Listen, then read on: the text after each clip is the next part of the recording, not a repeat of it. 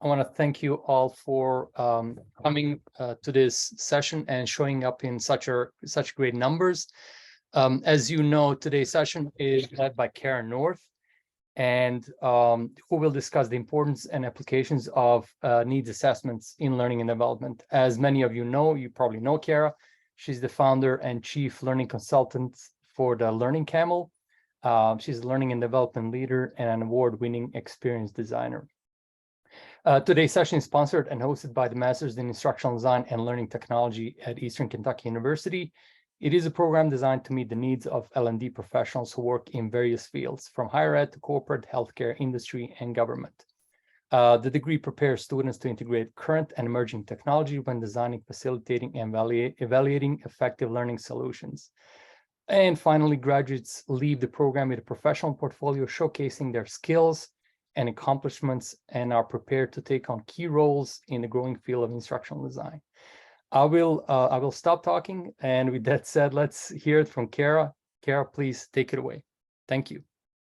Thank you. I'm so glad to be here. I'm actually a native Kentuckian. I'm a University of Kentucky alum, so please, I still love the kernels, but really excited to be here and talking about one of my favorite topics, needs assessment. So I have made a deck for you all that you can follow along with. I put it there in the chat, but I will go ahead and make it available here as well. So if you go to ahaslides.com/EKU, just to get us started, just having us think about this topic, I have a brain teaser for you, and I just want you to put it in your skillet and let it simmer for a minute, okay? So we have the pyramids, we have the Taj Mahal, the Great Wall of China, the moon landing, software development, and writing a children's book. So think about it. You should be able to respond through the ahaslides.com here.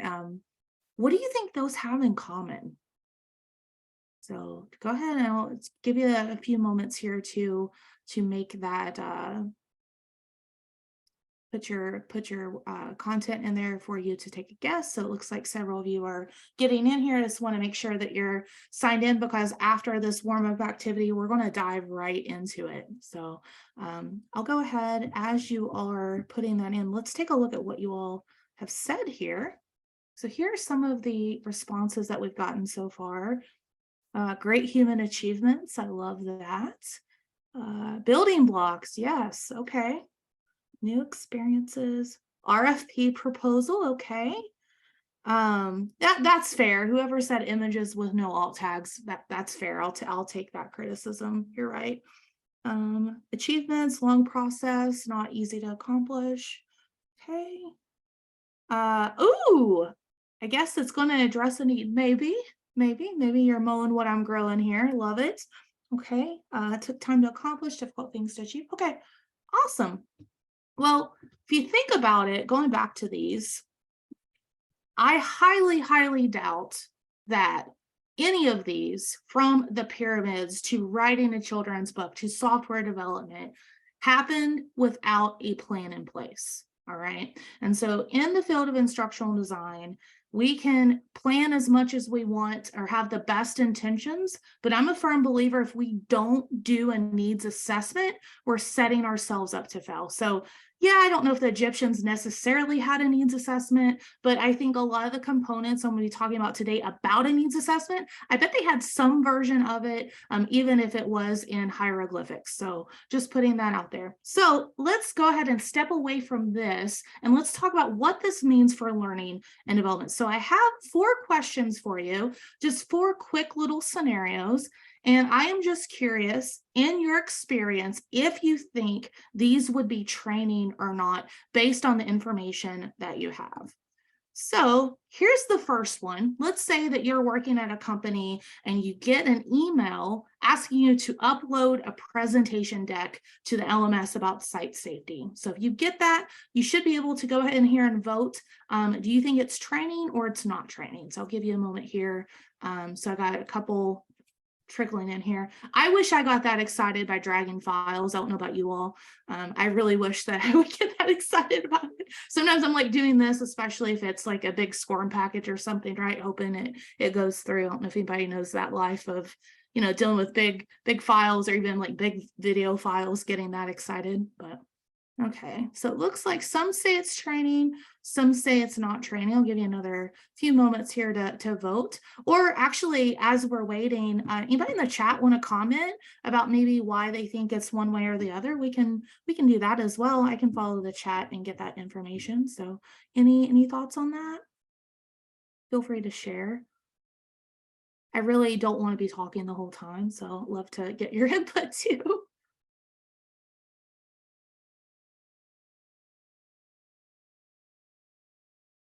Okay, all right, here we go. Yeah, yeah, Kennedy. So Kennedy says, I think it's training, but not sure that will evoke learning. Yeah. Adam White, the man, you're on it. Well, what are they trying to measure? That's a great question. We're going to get to that. And Julia Murray, a woman after my own heart, content isn't training. We are going to get there. We're going to talk about that. All right. Well, thank you. Love it is a content dump, you're right. So let's go ahead. So now that we have one example, let's look at another example. So let's just say, again, hypothetically, stuff like this doesn't really happen, right? That you're told by leadership that there was a mistake on night shift and it needs to be fixed by tomorrow. Now, I will tell you, I have had so many of those conversations where I keep looking behind me thinking I have some kind of a cape because leaders say, oh, well, just train it out of them, you can fix it, right? That happens very frequently, at least it has to me. So if you get something like that, I'd love to know if you think that this is a training, something that is training or it's not training. And Marianne, you're asking a very important question. That is a valid question. So not to put a pin in that, I don't want to spoil the purpose of this activity, but yes, you're absolutely right to be asking that question. So, all right, so it looks like the majority of you say that it's not training. Cheryl's asking, hey, what was the mistake? Like, what was it that they did? Yeah. So, yeah, you all are, man, you all are spar on. I love it. I love it, love it, love it. You're already asking, well, we need to have a little bit more information to understand. Okay, so thank you for justifying your responses. Got two more for you. What about this one saying that, you have this kind of old course, it's got the cobwebs on it, it's all dusty and it needs to be rebuilt. And oh, the course used Adobe Flash and hasn't been updated in 3 years. So I actually built this little scenario out. I gave a talk very similar to this last year at the Adobe Learning Summit, and this one kind of hurt them a little bit when I talked about Flash. They're still mourning the loss of Flash a little bit, but yeah. So yeah, so that course, it needs rebuilt. It uses Flash, doesn't work as is, hasn't been updated in 3 years. What do you think? You get a request in like that. What's kind of that first gut reaction? Is it training or it's not training? All right, this one's got y'all split. I like it. Yeah, it's a great question, Charles. Yeah, do we even need that course anymore that's collecting cobwebs? You and me both, Kennedy. That phone was the stuff. I loved playing Snake on it back in the day. Yeah, exactly. Let me review it. What are the needs? Are the needs still the same from 3 years ago? Excellent questions. Yeah, I love it. You all are already, I can't even fool you all, even just on the starter activity, which is wonderful. All right, last but certainly not least, here's our last scenario we'll go through. Let's just say that, your organization has a seasonal product. So just maybe something you sell once a year, and the product manager gives you a 110-page manual as the base for the content, because all of it's so important for everybody to know every little nuance of that product. What do you think? Is it training or it's not training? Oh, somebody did the sad face there. Somebody was already triggered. I get it. Yeah, I'm with you. And by the way, please feel free to emote throughout this as well in this platform. I love seeing those. So you're more than welcome to send those along as well. I love to see those as well. Yep. Yeah, it could be reference material. You're absolutely right, Anne Marie, right? You don't know kind of the base of everything. Yeah, the request is gross, but I've certainly had a request very similar to that. This is all, I guess, kernels of truth, if you will, for all of it. All right. So The purpose of this, again, I didn't really give you enough information in the little context, if you can tell, to actually truly tell if it's training or not training. And the majority of you, based on your responses, I didn't really fool you because you're asking me clarifying questions of, well, wait a second, what does that mean? Or what actually is going on? And so really that fact-finding piece, that right there, quintessential, that is the basis of needs assessment. And hopefully you can see through even just these quick little examples why something like this is so important for us to be really intentional in our practice of doing.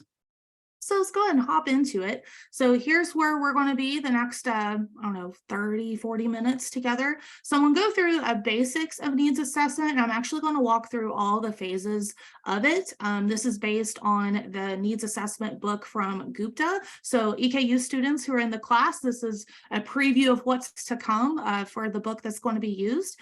I'm going to be sharing with you 2 examples from my own practice of when I used needs assessment and when I didn't use needs assessment, and how horrible and great the results were. And then I'd love to turn it over to you for some Q&A. All right. So when you think about needs assessment, I like to start with an analogy. And I have a picture in case maybe people aren't familiar with this thing called a filing cabinet. Before like digital cloud stuff was all the rage, I may still have an actual physical filing cabinet in my office. I am an elder millennial, so I still have one of those. But when I think about even just all the work that we do in learning and development, it can be really overwhelming. Depending on where you sit in the business, you may be responsible for onboarding, you may be responsible for continuing education, you may be responsible for career pathing, you may be responsible for certain sector of the business training, you may be in an enterprise place where you do a little bit of everything. You may be specialized, you may be sitting in HR or IT or operations.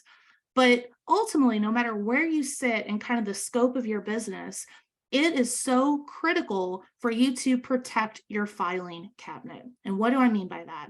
Well, if you're familiar, and even if you don't know what a filing cabinet is, I'm sure you can empathize with a cloud, Dropbox or something like that. If you have no order and rhyme and reason to how you put things in there, or how you stuff it in there or shove it in there, when you go back to it, oh my gosh, it's going to be a headache digging through and trying to find the things that you need in the time that you need them. So actually, I don't have my visual aid with me. Hold on, I'll grab this real quick.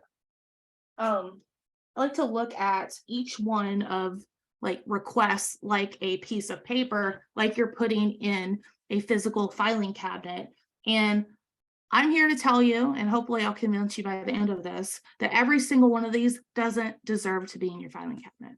Okay, so we're going to talk about how do we deal with these requests that our users give us when training is not really the answer. And if we need to convince people of that, really the only true way to do that is by doing a formal needs assessment.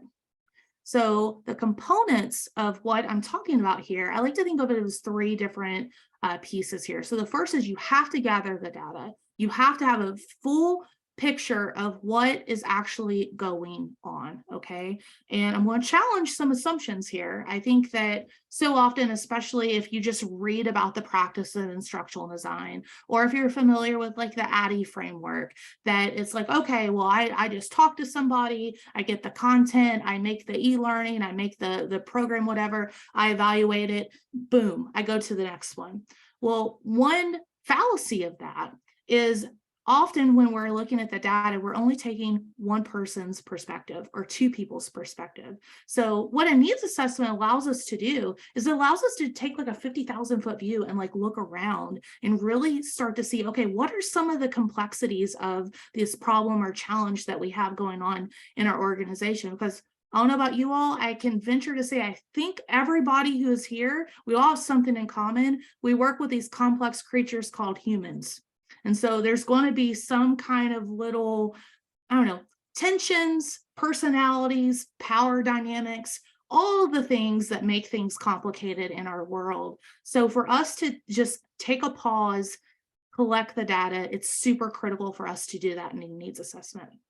After we've collected it, then we need to kind of make sense of it, right? So we really need to determine, okay, based on where I'm sitting in the business, based on what it is that we're wanting to do, based on the people that I'm serving, what's the best course of action, right? And I'm a firm believer not everything should be in e-learning. I think e-learning is more of a delivery method, not necessarily something that is the golden standard of good curriculum design. I think even better if you can just provide a job aid to somebody, or even better if you provide someone performance support. It doesn't always have to be a formal training program, but you don't know that, and you truly can't make that determination in my mind unless you've collected the data to get there. Okay. And then only then, once you have those two forces combined, then I feel like you can set it up to manage it from a project perspective and get that thing in your filing cabinet. So when you're thinking about needs assessment, these are kind of the three components I want you to think about as we continue to talk about them today. Because okay, this is a truth bomb here. Just because someone says I need training doesn't mean that's what they need. I'll tell you, Adam White, I see you here. You get a lot of these coming in, whether it's an email, Slack, Courier Pigeon, whatever, right? And they're like, oh, I need a training on this, and I need a training on this. So I want to challenge your thinking today. Think of these as just problems.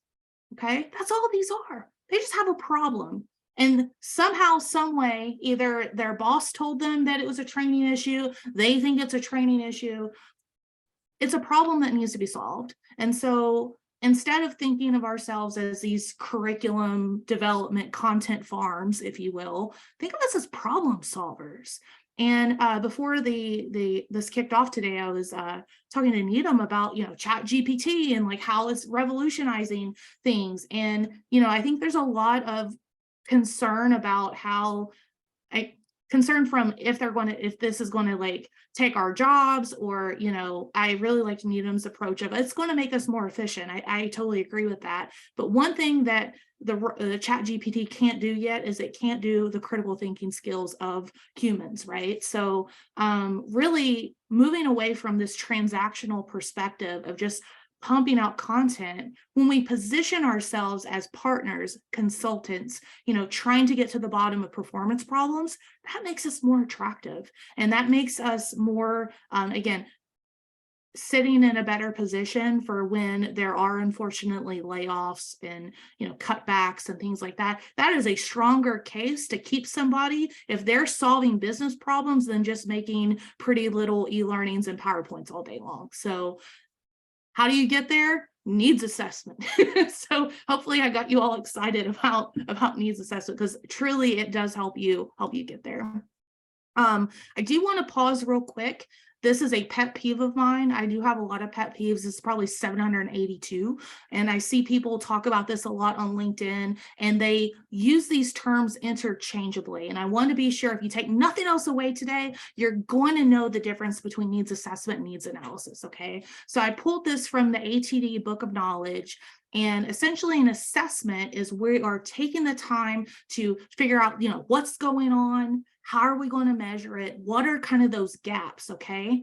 Whereas the analysis is actually following up to see, okay, now that we did something about it, is there any difference based on the intervention? Okay, so those are two totally separate things. I see people confuse them. I think it's because it's needs and it starts with an A, and sometimes I just think people put the wrong one in there. But I just want to be clear, these are two totally separate concepts. I see them get mixed up a lot in the wild, so to speak. But if nothing else, please know they're not the same. Okay. All right. Paige, would it basically assessment and analysis before is that? Yeah, that's a great way of thinking about it. Yep, that works. All right. So if I haven't convinced you yet, I'm going all in. I'm showing you all my cards here about why I think needs assessment adds value back to your business. And I'm going to start with one that doesn't get enough love, and that is evaluation. All right. Because truly, how on earth can you evaluate something if you don't know what the criteria is? And so needs assessment helps you set that performance criteria, helps you know exactly what it is that we're trying to change. You're getting alignment from folks on it. And so what I've done here is I've kind of made this graphic piece here, these next two slides. And this is based on the work of Toby, and I can share that reference with you here at the end. But essentially, if you don't believe needs assessment is appropriate, Toby did, and this, again, this was several years ago, and it still has a lot of validity here today, is crosswalking the stages of needs assessment to the Kirkpatrick 4 levels of evaluation. All right. So truly in your needs assessment, if you can determine what are the business needs, then you can actually set yourself up to measure at that golden level 4 status that very few learning programs can measure to. And a lot of learning programs can't measure to these higher levels because they don't set it in the front end. Okay. So again, you're setting yourself up for success. Think of this as almost like a mise en place, if you will, of, making sure you have all your things ready to go for further down the road. Also, if you think about, performance needs, if you are able to really, again, quantify and get from the needs assessment, what are those performance needs, then you can measure to Kirkpatrick level 3 of what is the job performance, right? And again, another reason why a lot of people can't measure to level 3 is because they didn't gather that data on the front end. And then they are really trying to struggle and figure out, okay, well, what did good look like? And they don't have that because they didn't do the work on the front end. Okay. I see your question, Anne Marie. I'll get to that to the end, so just put a pin in that. All right, so also, what are the learning needs? I know that sounds silly. A lot of times it doesn't get asked. Sometimes we just take this piece of paper for what it is. Okay, nutrition training, one nutrition training coming right up, and I'll put a dancing banana in there for extra emphasis, right? So sometimes we don't ask this. And this is so critical because I'm a firm believer that we are in the people business, okay? The people business.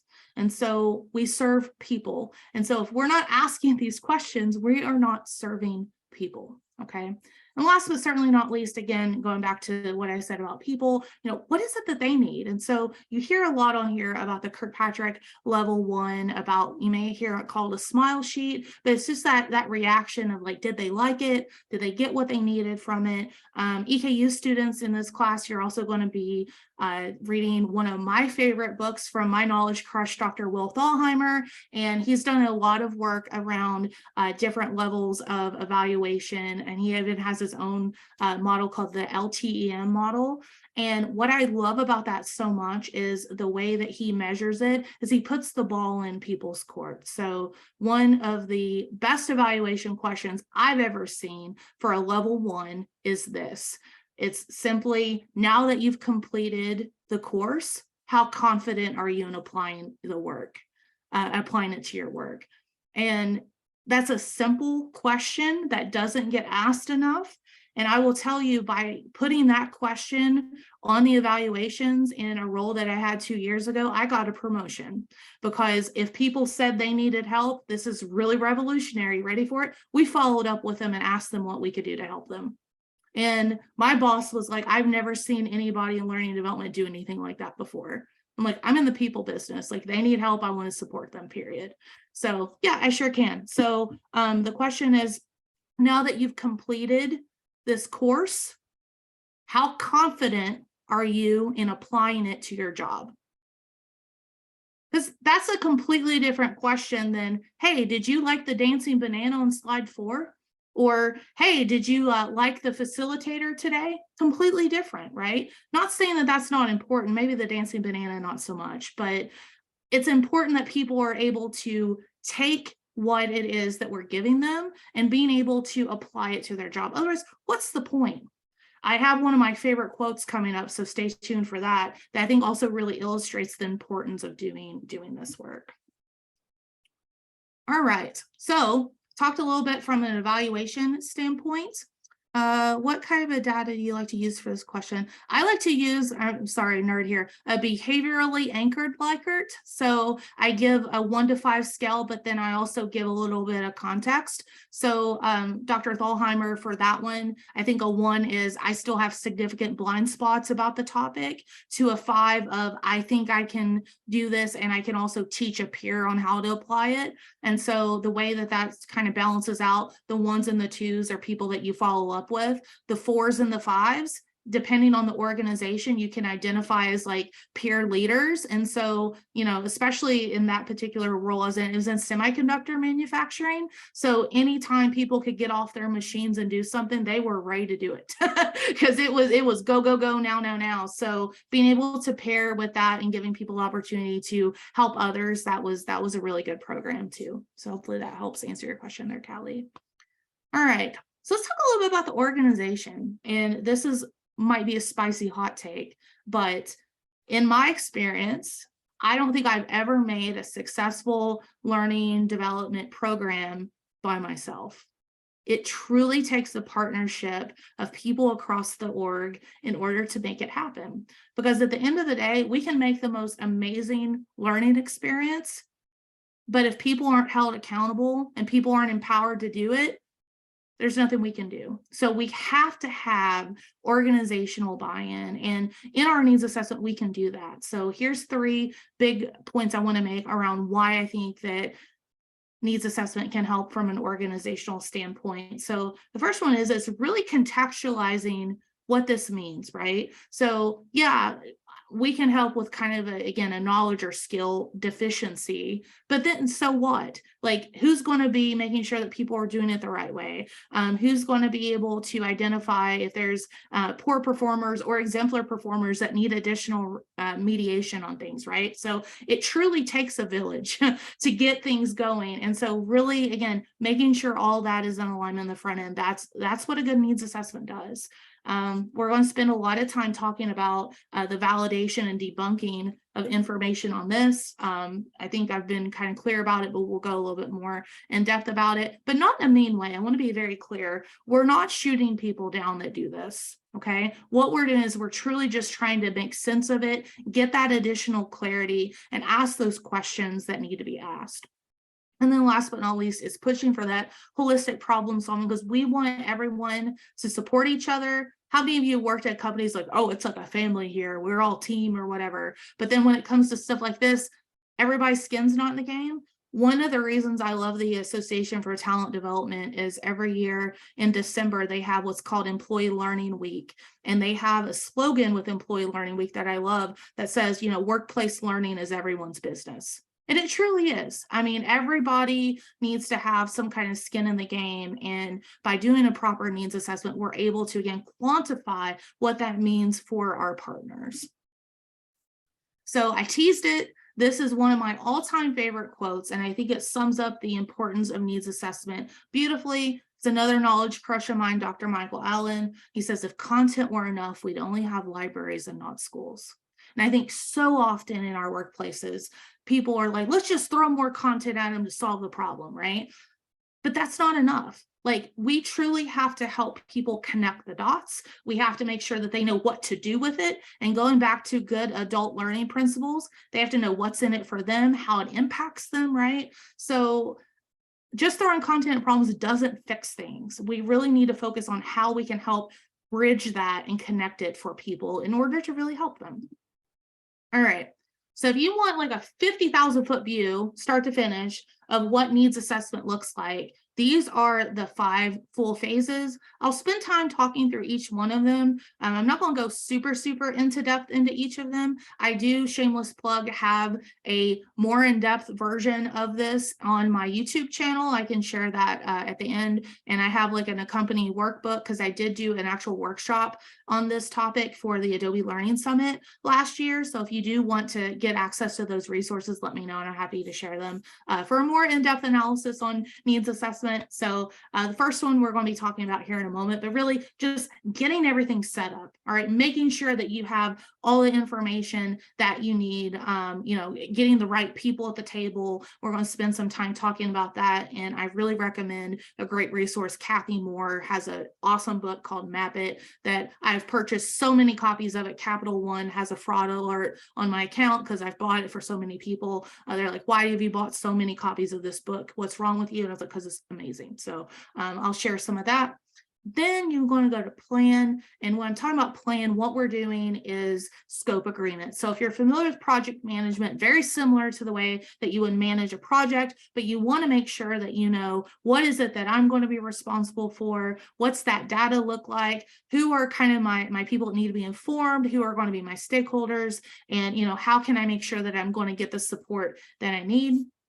Then we go over to analyzing KSAs, or knowledge, skills, abilities / attitudes, depending on how you want to put your A. Some people say abilities, some people say attitudes, whatever. Pick your A. I'm cool with it, either one. And what we're basically doing there is, okay, now we're really wanting to prepare the assessment tools. And so when we talk about 3 different ways you can actually perform the full needs assessment.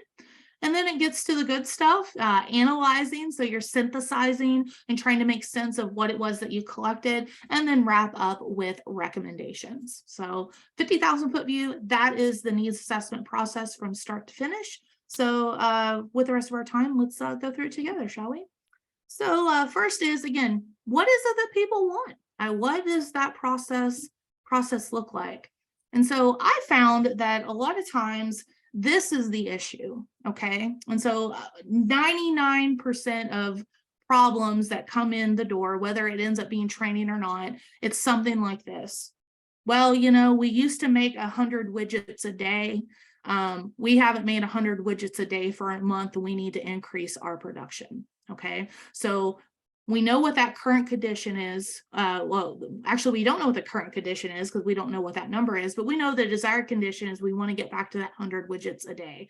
So often, usually when we get these, we only get like maybe we might get the current condition, or we may get the desired condition. Very rarely do we get both in this to begin with. So that's another big reason why you should consider doing a needs assessment, is because we're really, really, really looking to get, okay, what is this gap here? And we may or may not have each piece of the puzzle. Think of it almost as like an equation. We're wanting to make sure that we have every piece, so that way we can solve for whatever the gap is here.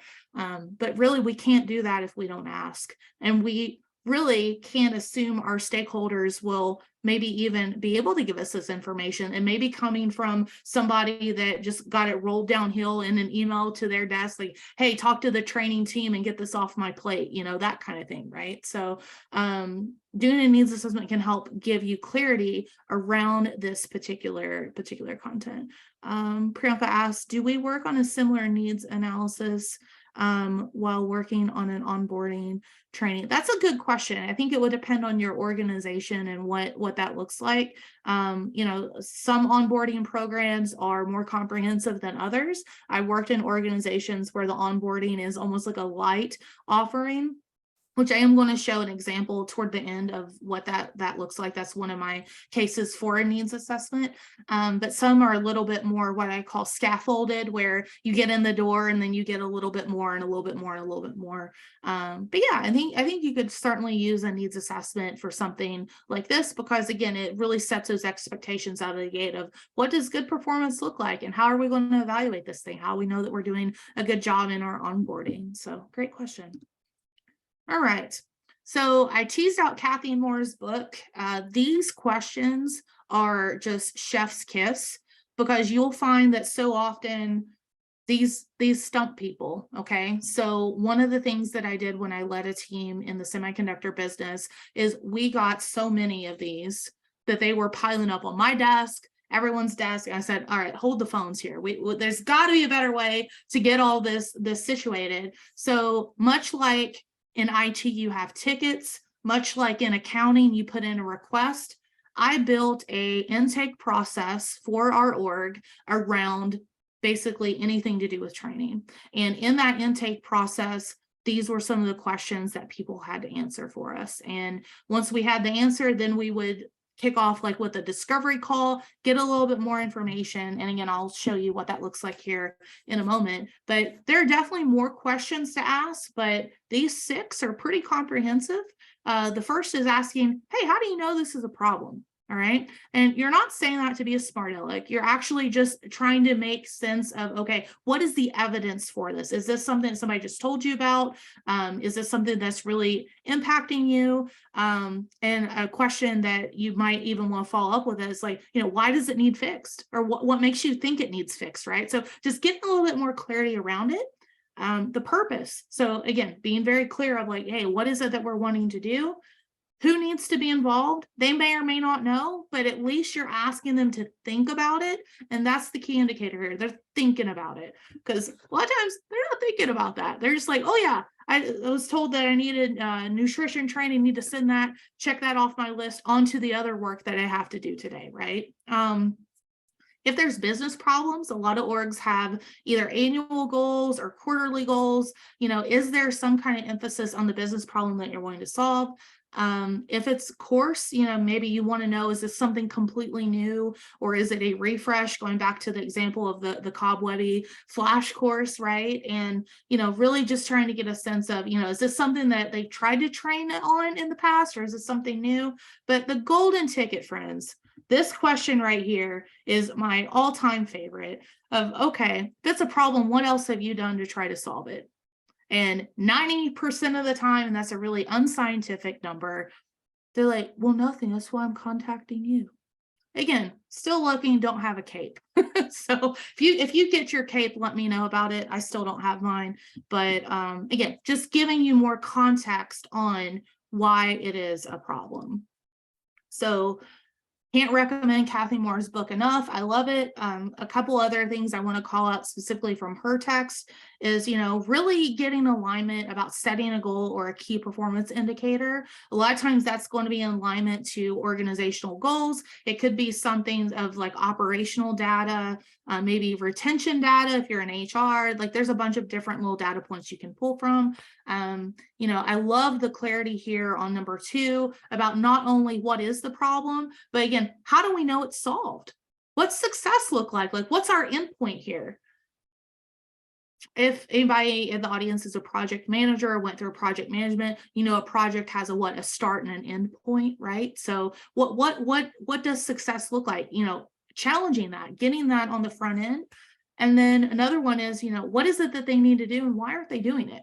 Now, why is that important? Well, there could be things that are environmental that are out of our control. In the semiconductor space, I had a request for training about handling our equipment that we used. And I was in the office and I said, can I go see the environment? They said, sure. So I had to actually put a bunny suit on, which if you're not familiar, it's like this, you look like this, I looked like the Stay Puft Marshmallow Man waddling out there with it on, I didn't care. And I went out there and basically what they were doing was people had to lift components up above their head. And I know you all can't see me. I'm vertically challenged. I'm 5'2". There's no way I could have done that. And they're like, well, they're being scratched. Okay. Like the components are being scratched. And they're like, well, they need training on how to handle. I said, did you have a step stool or something? And guess what happened? They ordered step stools and it solved the problem. So sometimes it just takes that, I don't know, people outside of that, right? And I think that's a value that we have in learning and development. We're usually not in the front lines. We're not the people making the widgets, but we're often not the C-suite either. So we're kind of like in this mediator, like squishy middle space where we can ask these questions and maybe help people, see beyond what they are seeing every day. Sometimes it just takes a fresh perspective, and truly you don't know that unless you ask or challenge. So, and you really don't know it if you don't do a needs assessment. All right, so we did that. Now we're going to go ahead and align on the scope. So when we're doing that, here are just some ways that we may want to do that. It's very unlikely that we get all of that from that first kickoff. So we may need to do, pull from different sources. Here's 6 different sources. Again, not all encompassing, but what the key point I want to make here is make sure that you have multiple places to pull data from in order to get alignment on the scope. Especially because you want to get alignment on that success criteria, especially if you had some resistance in that front meeting or is something they had to really think about.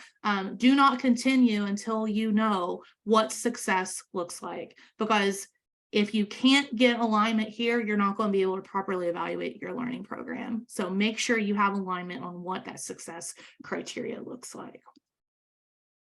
So this is, I'm kicking it real old school, going back to the 90s. This is some work based from Dickelman. And what I really want you to think about as you're collecting data and as you're thinking about, okay, what is some of the content that could potentially be going into the program? Dickelman has this great kind of thought here around the performance zone. And this is from Human Performance Technology.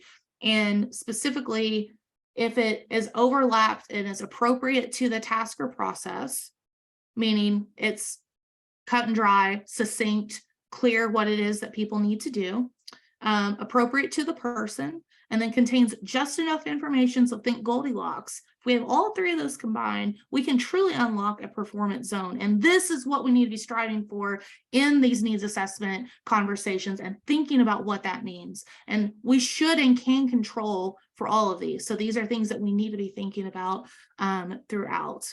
All right, question here from Kennedy. How do you make sure employees' voice is represented in phase one and not just managers? Yep. So that's one of my hot takes that I'm going to get to here in a minute. But I think that you should always go beyond your subject matter expert. Because your subject matter expert or that stakeholder only has that one opinion. You go talk to people, you go observe people. Going back to this, anytime you can talk to people, interview them, observe them, you absolutely need to have that frontline voice, absolutely, in everything that you do, if at all possible. I have worked in organizations where I didn't have access to the frontline. It was miserable. It was miserable because you didn't know how well things were going. So that's something I don't ever plan to do again. If I can't talk to the source, I don't want to do it. So yeah. And Anne Marie, absolutely. You can think of those as 360. Absolutely. Love it. All right. So several of you have hinted around, at least in the chat, about this. So I'm gonna go for it. You ready? So these are things that are out of your control as you're doing this, okay? So training will not solve for these three issues. A lack of organizational accountability. You can't train lack of accountability out of people. That is organizational top down. That's from your managers, that's from your leadership. You can't necessarily fix that. Same with culture. I have a saying about culture. The culture of any organization is not their statement on it on their website or the cool high fives that people have on their website of everybody being happy to work there. It's the behavior that's tolerated at the organization. That's the culture of the organization. So knowing that, and knowing that if they're like, oh, well, somebody smarted off to somebody last night, we need to train on etiquette. No, you need to have a conversation with somebody. That's what you need to do. I mean, let's be real here. And then lack of organizational motivation. So again, if the organization is not amped for change, set up for change, there's little to, if anything, that we can do. So, Kathy Moore has talked a lot about this on her website. She's got this really great "Is It Training" flowchart. I highly recommend checking that out. It's gold, but basically these are the components of it. All right, so let's talk briefly about three approaches for needs assessment. So one is knowledge, skills, ability / attitudes, depending. Again, it's free day today on Wednesday. You can pick your A for me, it's fine. Job task analysis, and then competency based, okay? So with KSA, essentially what you're doing is after you kind of understand a little bit of, okay, this is what we're looking for, this is what we want to do, you're really wanting to boil down, okay, what is it that people need to know and do to be good at their job? That's it. And so with that, and sorry, I should have moved that over a little bit. You can basically help determine, okay, what is it that we can do to help kind of close that gap. So if you're thinking, okay, when would I use this technique? Here are three, again, not all encompassing, but three good use cases. So if there's some kind of a new system or technology, that would be good. If there's like organizational growth or downsizing, meaning that there may be different changes in duties in different jobs. And then also if there's new responsibilities coming. So like with automation or chat GPT, right? Or whatever that looks like, maybe there's something new coming down the pipe. KSA is really good to help distill that down a little bit. My personal favorite, I'm not biased at all, you can really get a lot of value out of this. You can. Now, on the downside, these take time. And I think that's one of the reasons why needs assessment gets overlooked so much, because it's like, go, go, go, now, don't have time. It does take time, but I'm a firm believer in the seeds that you plant today grows the tree tomorrow, right? So you want to make sure that people, again, are set up for success by doing this. So, again, here are some different purposes of it that you could use as well. Another one that actually EKU has a training program on this called DACM, and I'm actually certified in DACM myself, but I got it from Ohio State, as job task analysis. And so with that, you're basically really distilling down every piece of a job, and you're breaking it down into duties, which are overarching pieces of jobs, and tasks, which are the individual pieces of a job. Okay, so through doing this, basically what you have is you have a nice overarching look of what it is that someone does. Task analysis, that is something I use on almost every project, informally or formally. Informally meaning I just do it kind of quick. Formally would be actually sitting down. The reason I love task analysis so much is I have a column in my task analysis that I love to ask, during each step of a process, whether that's how to make a widget, how to set up a software, how to do whatever. I love asking the question, how does somebody mess this up? And through that question alone, that's a treasure trove for your assessment for your scenarios. It's a treasure trove to make sure that your content's covering what it should be. And so I love asking that question during this process, because trust me, people love talking about, well, I remember back when Billy messed that up, and oh man, that really made a big mistake. But you're capitalizing on that lived experience that people have, and you're making your training program more authentic by bringing that in there. And there's something special about that for sure. So some benefits of task analysis, just very quickly, I love, again, the errors and also the decision points. And what I mean by that is I like to ask the question, what's kind of going through your mind as you're doing this? Does anybody have that real strong internal dialogue that you talk to yourself all day? Or maybe it's just me, I don't know.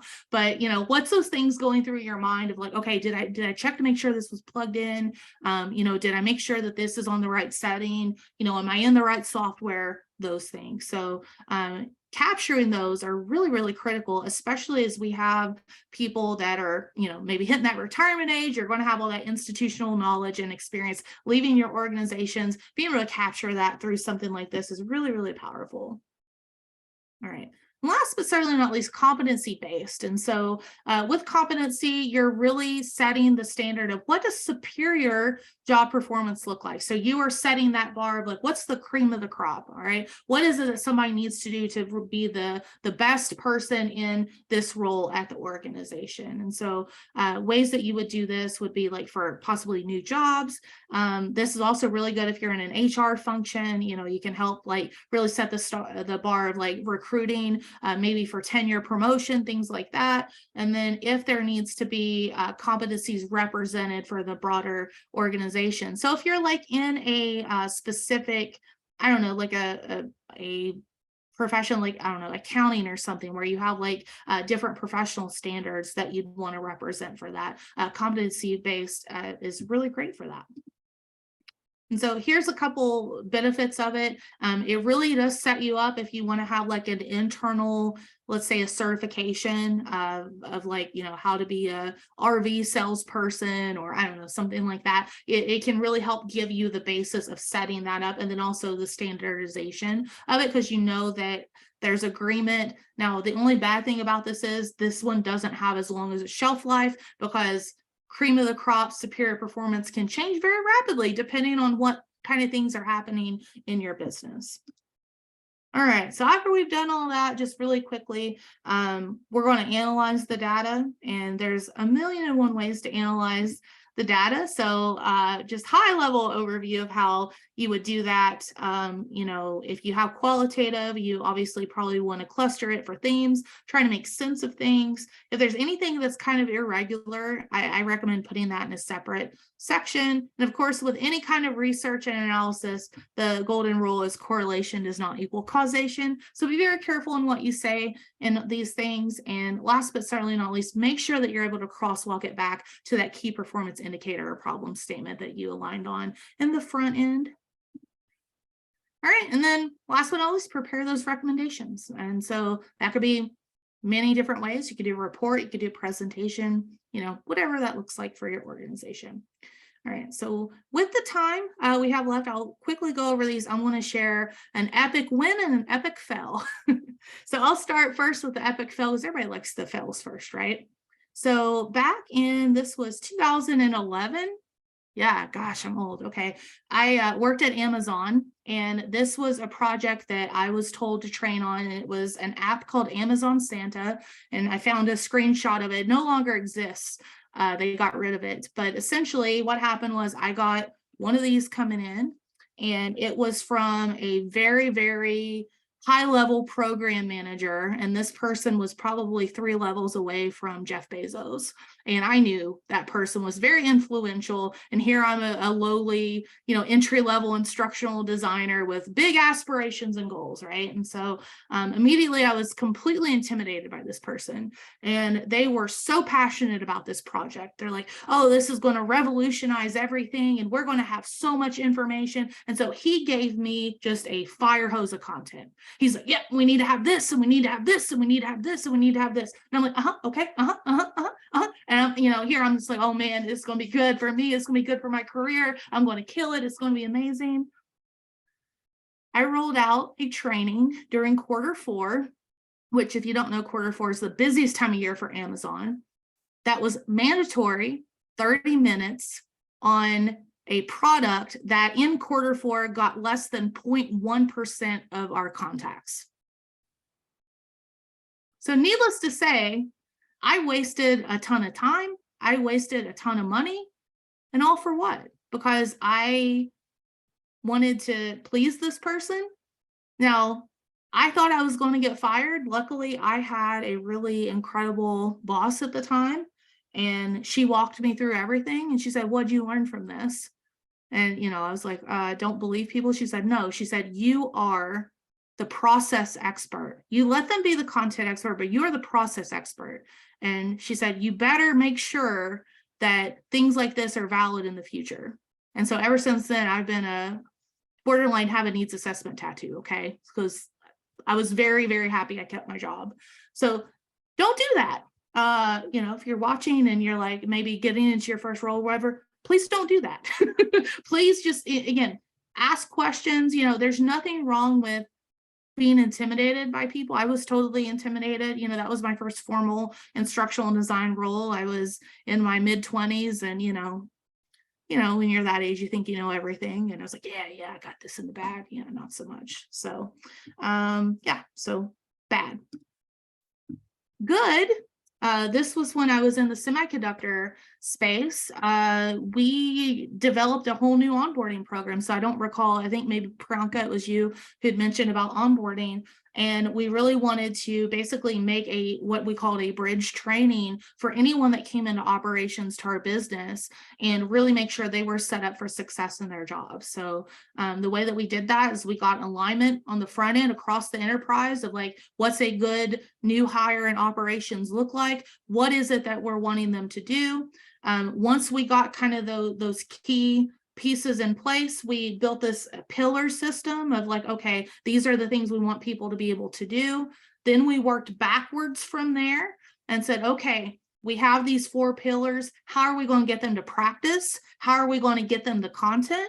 And then how can we align that to the organizational goal? So I hope you see here, not all of it's e-learning, is it? I mean, we really did we actually still did instructor-led training. We had some hands-on experience. We had some e-learning videos, and then we had different little assessment and activities that they had to do as well. So that ended up being a success because it was cross-enterprise. We involved everybody was on board, and everyone was vested in the success of the program.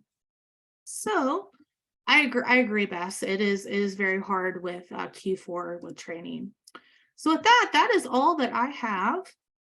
If you want to connect with me, here are the places. LinkedIn's probably the best.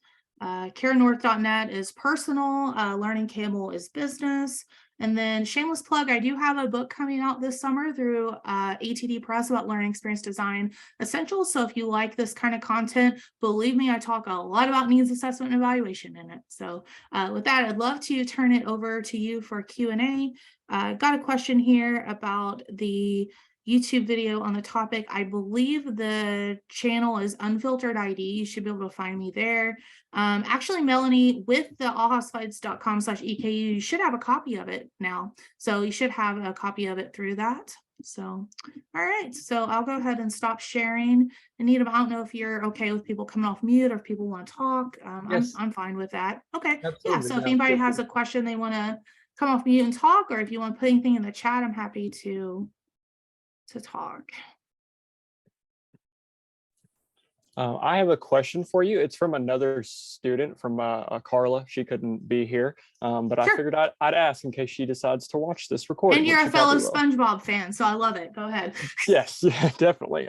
So she said, ask how about getting business partners to buy into non-training solutions that come out of needs analysis? Oh man, that's a great one. Like yeah, Carla always has great questions. So no, I think that's a great question. I actually went to an ATD event this morning, and we actually talked about this exact same topic. And unfortunately, it's not something you can do overnight. It's something you kind of have to prime the pump for, right? Because so often we are pigeonholed in the roles that we have in our organization. You're just the learning development person, right? You just do training. So I think if you do a proper needs assessment and you can get people on board of thinking about, okay, here's the holistic problem, here are the components of the problem, here are the factors involved, hopefully it wouldn't just be training, right? There has to be other elements of it, you know? So hopefully that would help with it. But to be completely honest, again, we work with these complex creatures called humans. There's always different power dynamics and politics. I'm just keeping it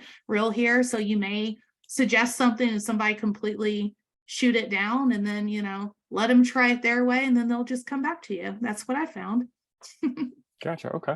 I do have a question that I was just kind of thinking about. Yeah. With the pandemic and COVID and all that stuff, when you know, you go through needs assessment and you realize you have to create something, is the focus more on e-learning now because of COVID, or That's a good question. Is it I think it depends. Actually, okay. I think the hottest topic, and I invite my friend Adam White to chime in here too. I think blended's the name of the game right now. Right. I think that it's a mix of what can you do synchronously and asynchronously. I think that, you know, with a lot of the return to works, I think people are expecting a little bit more robust than just e-learning all the time. But actually, I look at it different. I think that we should think about how can we properly write the content. How can we properly synthesize it again to help people, empower people? And then I want to found after you've done that work, I don't know, it's almost like, I don't know, divine intervention at this point, but sure, it's like you know what to do with it, right? Like, you know what the best methodology to deliver it is, but it does also depend on the organization as well.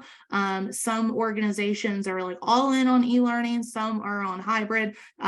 You know, in the pandemic, I was still doing in-person training, and that still really surprises people. But I had the bunny suit, the mask. I had like a 6-foot thing of plexiglass on wheels. I was rolling around the training. I'm not kidding. Like, and it was wild, but you know, that's going to be my retirement speech someday. It was really cool. So. Gotcha. Okay. Thank you. Yeah, no problem. I got a question here from Kennedy. Is there a best practice for asking questions during needs assessment when there are not a lot of answers? I was once asking project sponsors too many questions they didn't have an answer to, and they felt overwhelmed. Yeah, so slow and steady wins the race, right? Going back to the old Aesop fable of the tortoise and the hare. So yeah, you don't want to necessarily overwhelm people out of the gate. And again, sometimes this thing's a slow burn. So if people don't have questions, don't have answers to questions, maybe it's something they need to research.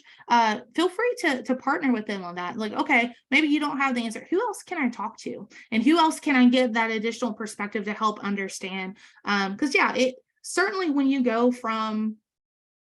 you transition from just taking these verbatim to doing a formal needs assessment, there's going to be a lot of resistance when you change that. So you have to think about being slow and steady, what little pieces you can implement. And when I implemented it, where I was at in the semiconductor space, I even had people going above my head to my boss saying, what's she doing? I need that e-learning tomorrow. Like, what's the deal? And I had the support of my boss, and he said, nope, that's the way that it's going to be from here on out. Sorry about your luck. And even getting that. So sometimes you may even need to manage up, if you will, to get that additional support so you have it.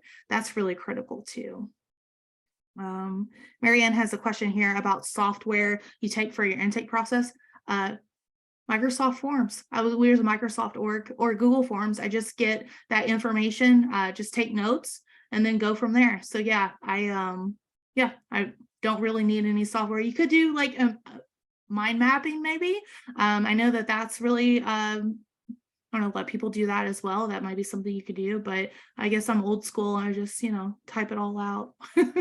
So let's see here.